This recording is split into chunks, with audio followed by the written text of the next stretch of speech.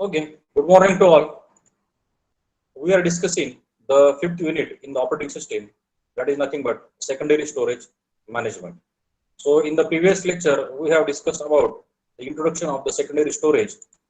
In that, we have discussed about the types of different categories of the secondary storage, the magnetic type of secondary storage as well as the optical type of secondary storage.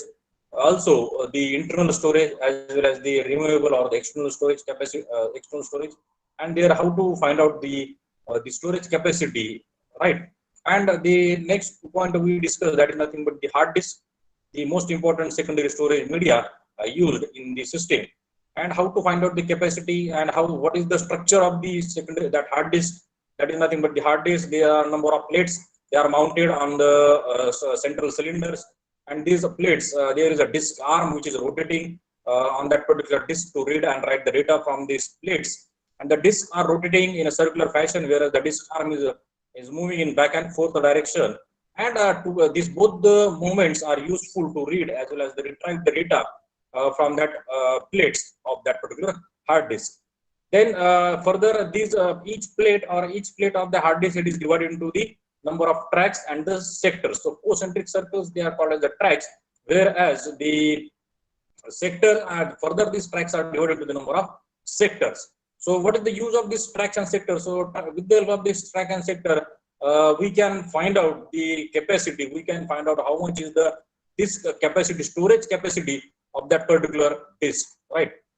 Okay, so in this today's lecture, we are going to discuss about the disk scheduling algorithm, right? So now, what is the need of this disk scheduling algorithm, right? So now, as you know, that the disk provides you the huge amount of storage, or it is nothing but the bulk storage provided.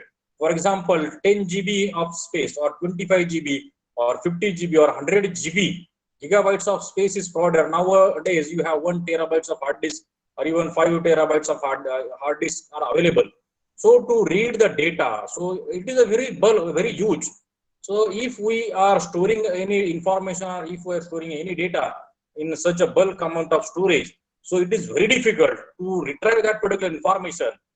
So we must know where, in which location that data is stored, in which what is exactly is the location of that particular data which is to be retrieved from that hard disk. So disk scheduling algorithm provides us a particular way. They are provides us a particular proper mean how we are going to read the data as well as how we are going to write the data in that particular secondary storage. Now, why the scheduling is required?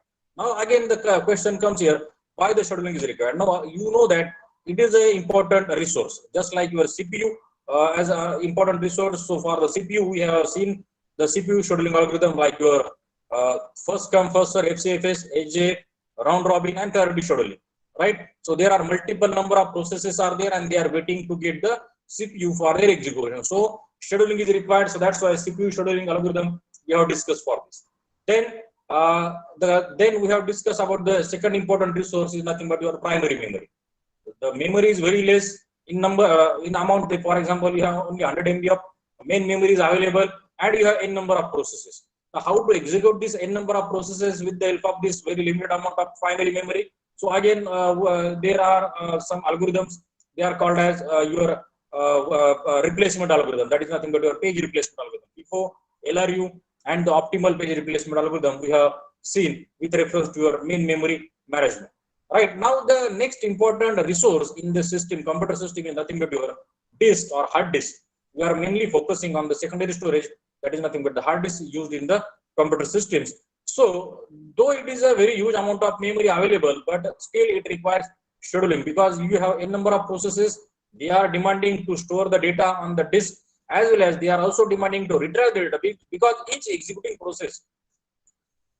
each and every executing process, it requires certain data to be retrieved from the secondary storage, right? So their request, so if the process P1, P2, P3 are there, they are requesting some different information from the secondary storage that is to be retrieved from the secondary storage.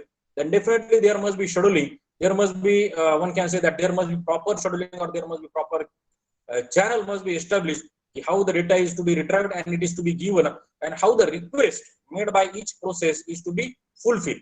So disk scheduling is done by the operating system to schedule the IO request arriving for the disk. Means definitely there are multiple number of processes, and there are requests.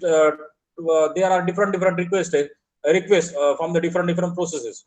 So disk scheduling is also known as the IO scheduling. So in another name for the disk scheduling, it is called as the IO scheduling also. So disk scheduling is important because the first point is that multiple IO requests may arrive by different processes, and only one IO request can be served at a time by the disk controller. Yes, definitely, because because it is after all it is a hardware device. After all, it is a hardware device. Your disk is a hardware device. Your disk arm or the disk controller, it is a single hardware device, and you have multiple number of processes. They are demanding for different IO. They are demanding for different IO in the sense they are demanding their different data to be read as well as write from the secondary storage. So the other IO requests need to wait in the waiting queue and need to be scheduled. Right. So if there are 5 processes P1, P2, P3, P4, P5, and they are waiting to get the data from the hard disk from the secondary storage, then there must be proper sequence. There must be proper scheduling is required between that particular processes. So 2 or more requests may be far from each other, so it can result in a greater disk arm movement. So what is this disk arm movement? For example, one process P1 requests a particular data, and that is stored on, say for example, at 10th memory location in the secondary storage, and P2 is demanding for a particular data that is stored, for example, 700th memory location, 700 location in the secondary storage. So disk arm is reading the location at the 10 number, for example 10. Now it has to move from 10 to 700 memory location to fulfill the request made by the process P2. Getting this point or not? For example, the first request is for 10th location, and the second request is for 700th location. All right. So see what is the huge difference, or what is the huge movement to be performed, because after all it is a hardware movement. Actually, disk arm physically it has to move from the 10th location to that 700th location. Means it is nothing but the huge movement is to be carried out by that particular disk arm here. That's why the scheduling is required, because you have only a single read write head, or there is a hardware device, and that hardware device at a time can fulfill only a single request. Multiple requests cannot be fulfilled at a time. So if there are the requests arrived by the different process, that request must be scheduled properly. So hard drives are one of the slowest part of the computer system, thus need to access in an efficient manner, because already I told you that this is a hardware device. This secondary storage, as we have seen the architecture of that particular hard disk, it has number of plates, and these plates are rotating in a circular fashion, and there is a disk arm that rotate and that moves on that particular plates, that is reading the data from to and from that particular plates of that hard disk. So ultimately it has certain limitations, though there is a 3600 RPM, that is 3600 revolution per minute is performed by that secondary storage, but it is a less speed. This speed is very less as compared to the speed of the process execution, because process execution required only a fraction of second, or it is in a very millisecond, but this speed is very high as compared to the speed of that particular rotation of that particular secondary storage, or rotation of the hard disk, right? So this is so why we are discussing this. So we are discussing why the scheduling is required. In case of your disk, means why the disk scheduling is required, or what is the importance of the disk scheduling. Getting this point?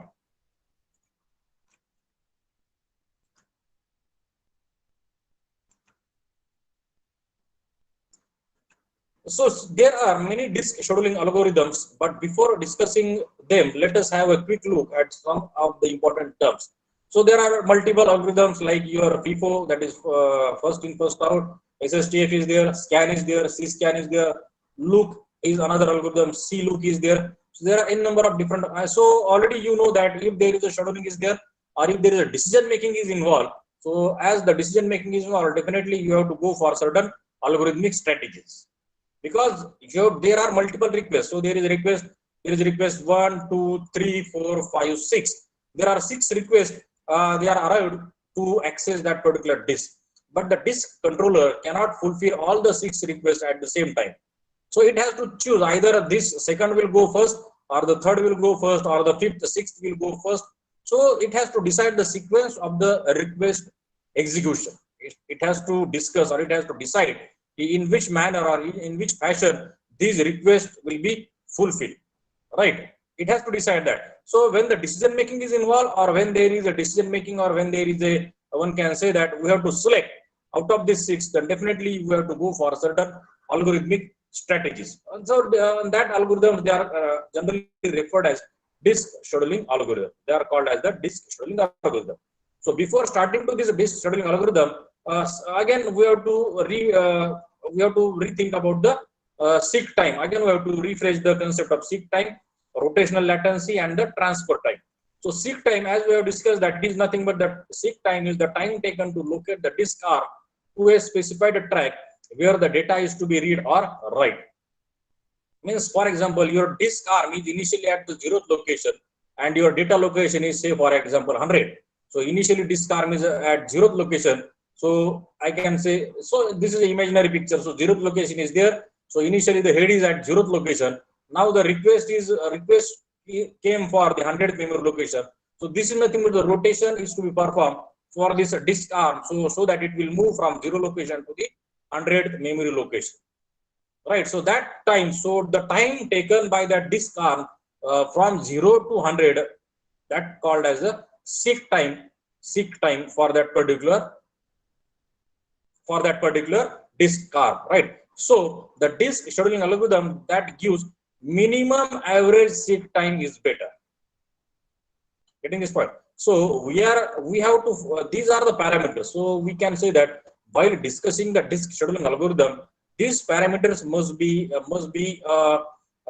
defined correctly, or this parameter must be scrutinized correctly, right? Meaning is that our disk scheduling algorithm, if suppose for example FIFO, first out, or FCFS is the algorithm, or the SSTF, shortest seek time first, is a second algorithm. So we have to apply this algorithm, or we have to apply this parameter whether it gives me the shortest seek time.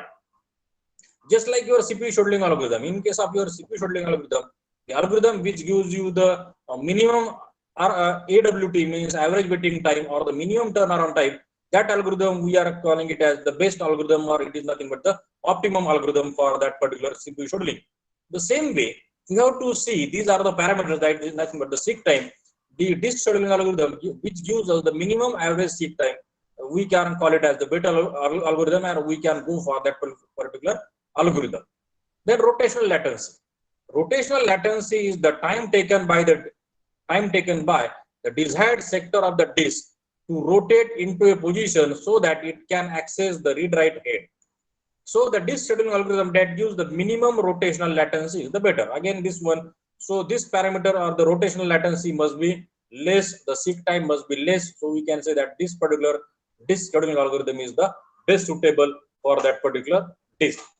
And the transfer time. So transfer time is the time to transfer the data. So it depends upon the rotating speed of the disk and the number of bytes to be transferred. And the next parameter is nothing but the disk access time. So disk access time, already we have discussed. The access time is nothing but the total of seek time plus rotational latency plus the transfer time. Already we have discussed. The disk access time is nothing but it is the addition of the seek time, latency, and the transfer time, right? So while discussing the scheduling algorithm, we have to focus mainly on the seek time. So algorithm must give us the minimum average seek time, and it also gives us the minimum rotational latency, right? So while discussing the scheduling algorithm, these are the important parameters to be remembered.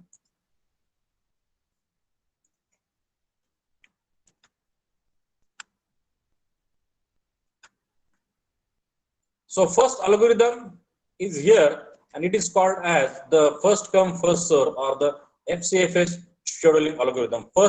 So there are total 6 disk scheduling algorithms. The first algorithm is FCFS. The second algorithm is your SSTF, that is shortest seek time first. The third algorithm is scan. The fourth algorithm is nothing but C-scan, that is circular scan. Then the fifth algorithm is look, LOOK, look algorithm. And the sixth algorithm is nothing but your C loop, that is circular loop. So all these disk scheduling algorithm we have to discuss here. So disk scheduling algorithm is, so first is FCFS is the simplest of the all disk scheduling algorithm. It is very similar to your FCFS in your CPU scheduling or FIFO in case of your page replacement algorithm. The same algorithm or the same, one can say it is easy to implement as well as easy to understand. The requests are addressed in the order they arrive in the disk queue. Means there are multiple number of requests to access the disk. So, and these requests are served as per their arrival order. So if there are 5 requests or if there are 6 requests, say for example process P1, process P2, process P3, process P4, process P5 and process P6. So 6 different processes, they have given their 6 different requests to access that particular disk. To access the particular disk, say for example P1 want to access the data at the 10th memory location, P2 want to access the data at 300 location, then P3 want to access the data at say for example 350 location, P4 want to access the data at 45th location. So these are their requests they have given for each and every process. The FCFS algorithm or FCFS scheduling executes, or one can say that, or it fulfill the request as per their arrival order, right? Easy to implement but not guarantee good throughput. So you know that in case of FCFS also it is very easy to implement, but it is not guaranteed to give you the average waiting time in case of a CPU scheduling algorithm, and it does not provide the fastest service. So let us understand with one example. Now see here.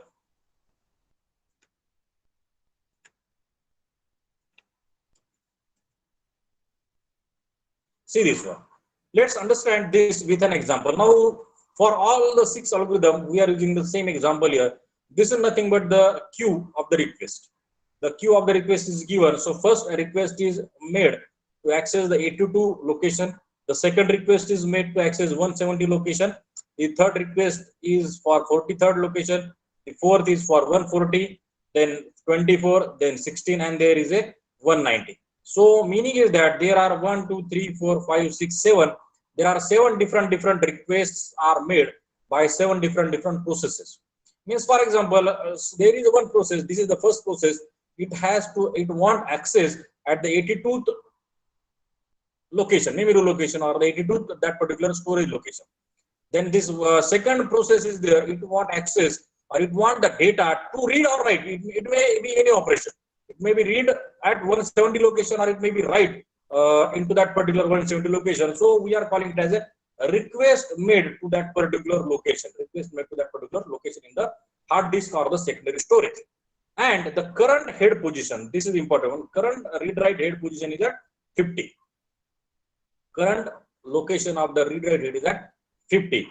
Then how? So, and what is the logic? Logic of the FCFS algorithm says that you have to execute the request as per their arrival order.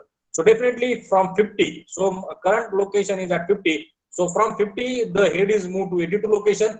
Then it will go to 170 location. Then it goes to 43 location. Then 140, and this way all the requests are fulfilled. All the requests are fulfilled. So see this. See the carefully how the requests are being made. See this one very carefully. This is the movement of disk R. This is the movement of disk R, right? See once again how the disk R moves.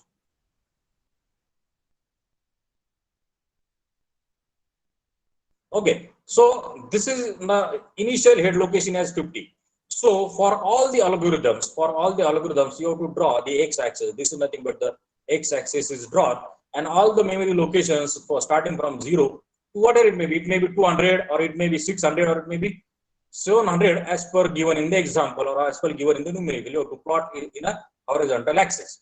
Now assume that initial location is given at 50. Initially head is at 50 location, and the requests are like this. So then it go to the 82th memory location. So here is the 82. So from here, so this disk R move to the 82 memory location. The next request is made to which location? The next request is made to 170 location. So that's why I have drawn here arrow up for the 170 memory location. Now from 170, the next memory request is made to 43. Next memory request is made to 43. That's why from 170 again the disk. Now this is the disk arm. This is the arm movement. Always remember this is the disk arm movement, right? It is and always remember that this is the circular disk. This is the circular disk, right? So always remember this disk architecture. This is circular disk. So here we can say this is nothing but your 0th location.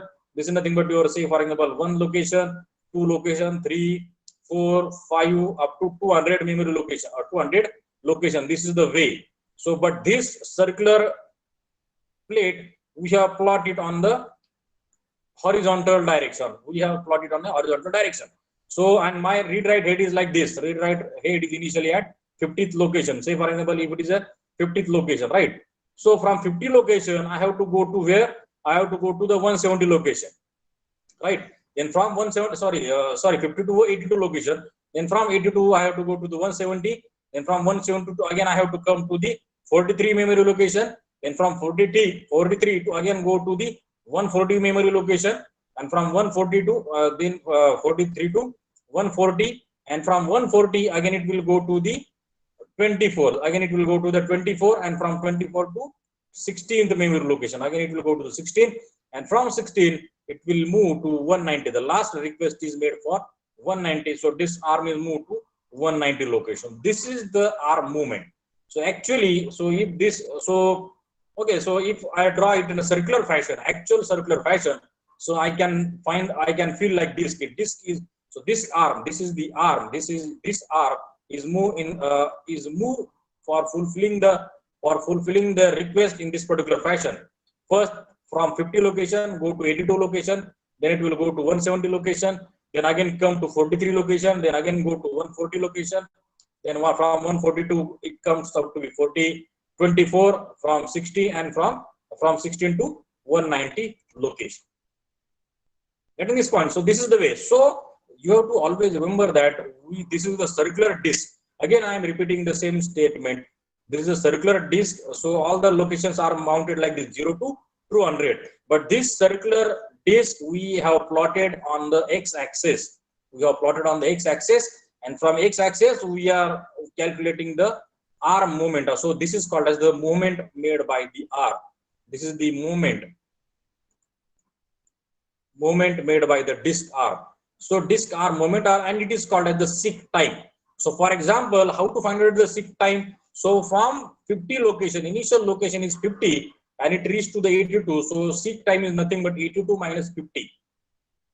How to find out the seek time? So 82 minus 50 is nothing but, for example, 32 is nothing but the seek time required by that particular head to reach to the location 82. Now the seek time required by the disk arm to reach to the 170 is nothing but 170 minus 82, and that is nothing but whatever it may be the calculation, right? So in this way we have to find out the seek time for each and every request. So for to fulfill the request of 82, the seek time is 32. Getting my point or not? To fulfill the request 170, because to fulfill the request 170, now current head location is 82. Current head location is at 82, and the next request is 170. So how much arm move here? So arm move here 170 minus 82, right? So this is nothing but the movement of the arm, or we are calling it as a seek time. Now the current head location is 170, and what is the next request? Next request is, say for example, 43. So 170 minus 43. This much is the movement take. It is nothing but the travel. This is nothing but the actual travel done by that particular disk arm. So 170 minus 43, whatever it may be the numbers, right? Now the current location is 43, and the next memory request, request is 140. So this arm moves from 43 location to 140 location. So actual seek time is 140 minus 43. Actual seek time is nothing but 140 minus 43, right? So this is the way we have to find out the seek time. So you will get here seek time for this, seek time for this second request, seek time for third request, seek time for fourth. This is the seek time for fifth, seek time for sixth, and seek time for seventh request. So for all the requests, we have to find out the seek time, right? The second step is that combine the seek time, means add this seek time and find out the average seek time for the algorithm. Find out the average seek time for the algorithm. Just see here. So total seek time, here total seek time is find out. So initial location is 50, from 50 it moved to the 82 location. So this is nothing but the first seek time. The second, this seek time is nothing but your 170 minus 82. This third one is nothing but 170 minus 43. Then next one is 43 minus 140 or 140 minus 43. Then 140 minus 24. Then this one is 24 minus 16. This one is 6 times.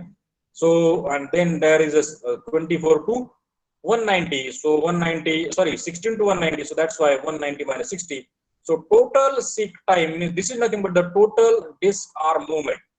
So to fulfill all the requests, 82, 170, 43, 140, 24, 16, and 190, how much distance is travel? In a simple word, I can say that how much is the distance travel by that particular disk arm starting from the current location 50. So total distance travel by the disk arm is nothing but 642. 642.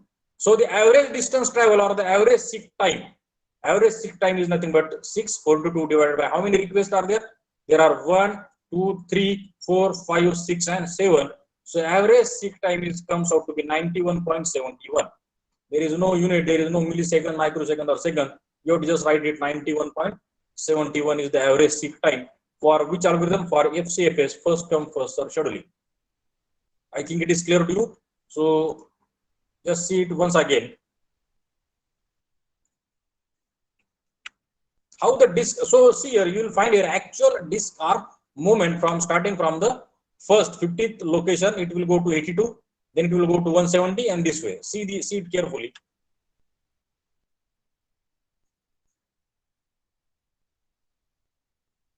This is actually the movement of the disk arm. So we have to find out the total distance travel by the disk arm. That is nothing but the total seek time and the average seek time. So total seek time we can find out with the subtraction, and the addition we are finding out the total seek time, and average is nothing but total number of requests. There are 7 requests are there, 82, 170, 43, 140, 24, 69, 190. So that comes out to be 7. So 642 divided by 7, it comes out to be 91.71. 91.71. This is nothing but your first come first serve scheduling, first disk scheduling algorithm, right? Okay. The next algorithm, the second algorithm is your shortest seek time first, or it is also called as the SSTF scheduling. SSTF scheduling.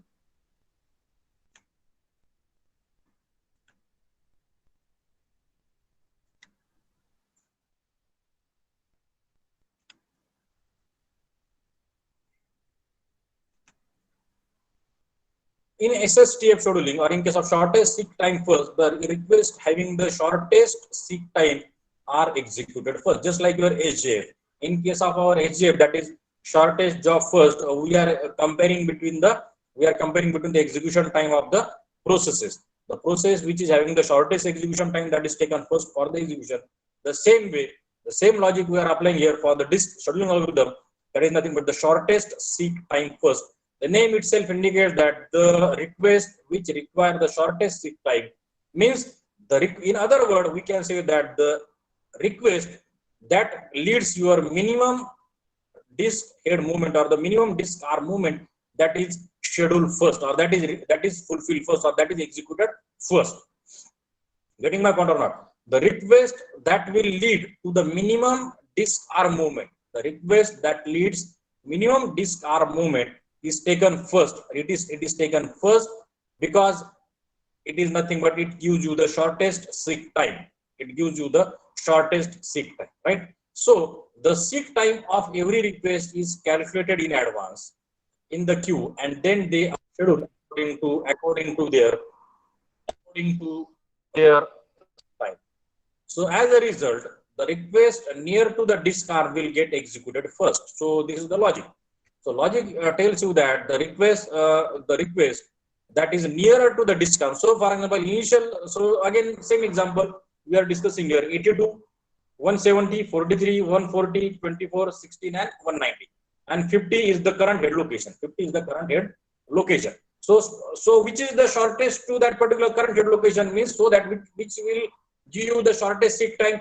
So 50 to 16 or 50 to 24 or 50 to 43 or 50 to 82, which request gives you the shortest seek time, that request will be executed first. So if you subtract 43 minus 50, it gives you only 7. If you subtract 82 minus 50, the numbers comes out to be 32. If you subtract 24 minus 50, the numbers comes out to be 26. So the 43 is near to the current head location 50. That's why the 43 will go first. Right? Now the current head location becomes 43. Current head location becomes 43. Now we have to see among the remaining requests, which request is nearer to that 43 number. So 43, of course, the 24 is nearer to the 43. So definitely the next request fulfill is 24. Then which number is nearer to the 24? Of course, there is a 16 which is nearer to the 24. Then head will move to the 16th memory location. This is the way. Means we have to find out the shortest possible distance to be traveled by that particular disk arm in case of your shortest seek time first. So as a result, a request near to the disk arm will get executed first. The SSTF is certainly an improved over FCFS as it decreases the average response time and increases the throughput of the system. So definitely it will going to give you the minimum average seek time. Definitely it will give you the minimum average seek time. So the same example we are considering here, the same request 82, 170, 43, 140, 24, 16, and 190. These are the memory requests. These are the requests made here, and the initial head location is 50. Now see how the disk arm actually moves here. See carefully. The movement of disk arm from 50 to 43 to 16, 82, 140, 170, and 190. This is the way how the disk arm is moved. This is the way how the disk arm is moving. Right? So see once again. 50 is the current location. Next is 43. Then it go to 24. Then it go to 16. Then it go to 82. Then it will move to 140. Then 170 and 190 is the final request is fulfilled. Okay. So seek time. How to find out the seek time again? Their distance traveled by the disk arm. The 50 minus 43. Then 43 minus 24. 24 minus 16. Then 82 minus 16. 140 minus 82. This word. And then this 170 minus 140, and this 190 minus 170. This total seek time means this is the total disk arm movement. This is the total disk arm movement. So that comes out to be 208, 208. Right? So 208. So an average seek time is nothing but 29.71. But in case of earlier, there was 91.71. In case of your FCFS, in case of your FCFS algorithm, see drastically the average seek time is reduced here to 29.71. So this is actually the benefit of your shortest seek time first, because here there is a very less movement of the disk arm. Means disk arm has to move to the shortest distance. So that is the advantage of the shortest seek time first algorithm. From 50 current location, it will see. So next request is whether 82 is nearer to 50 or whether 43 is nearer to 50. Then 43. At 43 again it will decide. At 43 again it will decide where to go. Either it go to 24 or it go to 82 or some other request. So 24 is near. So definitely it will go to 24. At 24 current location, it has to decide whether 16 is nearer or whether 82 is near or whether 140 is near. So of course it is a 16 is near. So that's why it will go to this 16th, and it is the 16th location this request is fulfill here. So that's why we are getting here minimum total seek time as well as minimum average seek time. Right? Okay, so this is nothing but your shortest seek time first algorithm.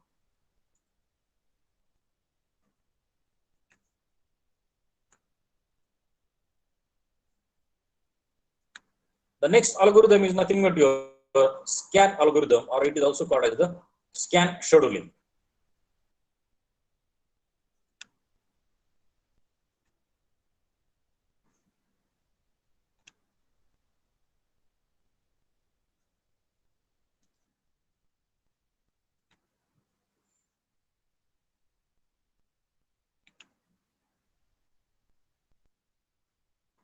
Okay, so the scan scheduling algorithm is the in scan algorithm the disk arm moves into a particular direction and services the request coming in its path, and after reaching to the end of the disk it reverses its direction and again services the request arriving in its path.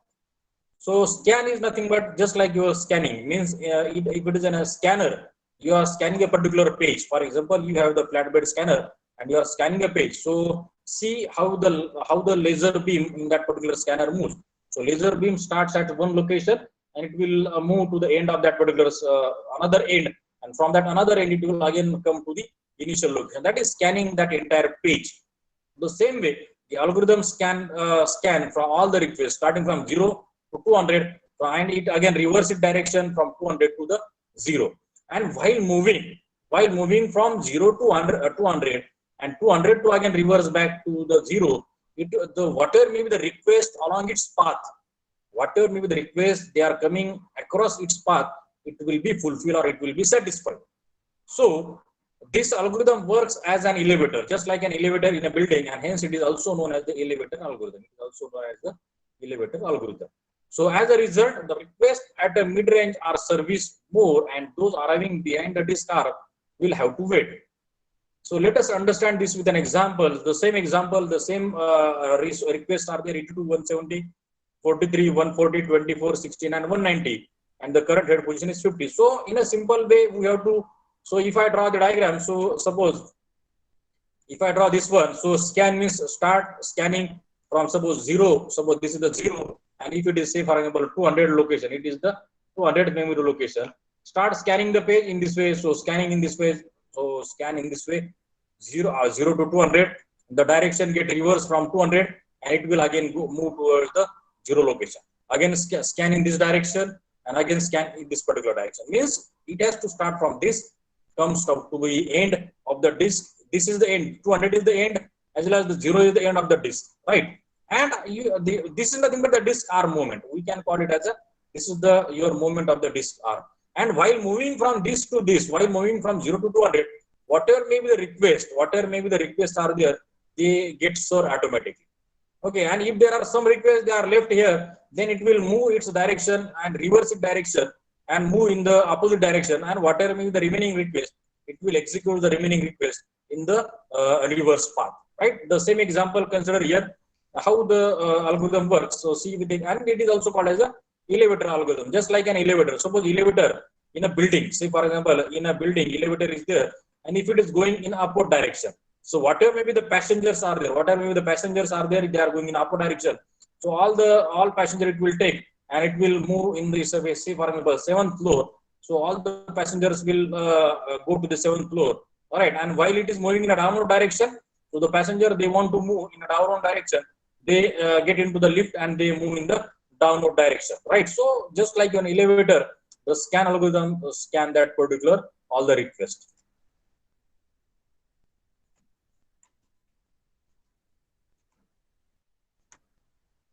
So see the scanning, start is 50, then move to 82, then 100, sorry, then 142, then 170, 190, and reach to the end of the disk.